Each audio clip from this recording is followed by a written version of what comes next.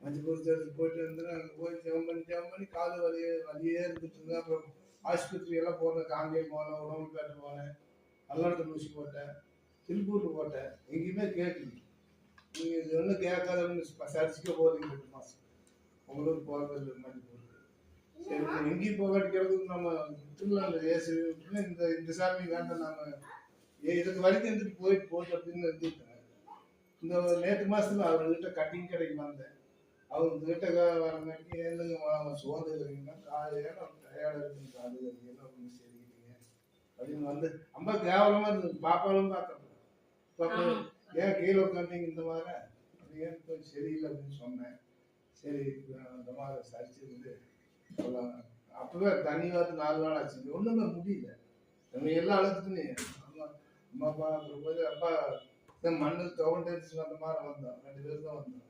வந்துட்டு அவங்க ஜெபம் பண்ணாங்க. கீழே விழுந்துட்டேன். கீழே விழுந்தோடனே அந்த பார்க்கமாட்டி கொஞ்சம் தெளிவா இருக்குது.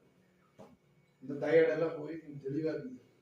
அப்புறம் சரி உட்கார வச்சு கொஞ்சம் ஜெபம் பண்ணிட்டு நான் ஞாயிற்றுக்கிழமை அதுல முக்கியமான ஒரு சாட்சிங்கய்யா, எப்ப பார்த்தா பசிக்கும் இல்ல, அது சொல்லுங்க. சாப்பிட்டாலும் பசி, சாப்பிடலினாலும் பசி. பசி எந்த நேரம் பசி. சாப்பிட்டு போட்டு கையை கழுவிட்டு போனாலும் பசி இருந்துட்டே இருக்கு. இந்த மாதிரி பசி சாப்பாடு எப்ப சாப்பிடுறது இல்ல, வயிறு பிடிக்காது இல்ல, வயிறு பிடிக்காது, சாப்பிட முடியுது. ஆமா, பசி இருந்துட்டே இருக்கு.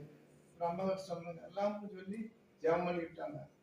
அந்த பசியோடு அடுத்த பசி அந்த ஜெபம் பண்ணோட பசியே இல்லை. அன்னைக்கு இங்க சாப்பாடும் இல்லை. நான் சாப்பிட்டு 2 நாள் ஆச்சு. இங்க வந்து அந்த ஜெபம் பண்ண பசியே இல்லை. கோவில் அவரு டீ சாப்பிட்டு போலாம்னு போய் நான் டீ சாப்பிட்டு போனேன். அப்புறம் போய் மறுச்சு நைட்டு தான் சாப்பாடு. பசியே இல்லை.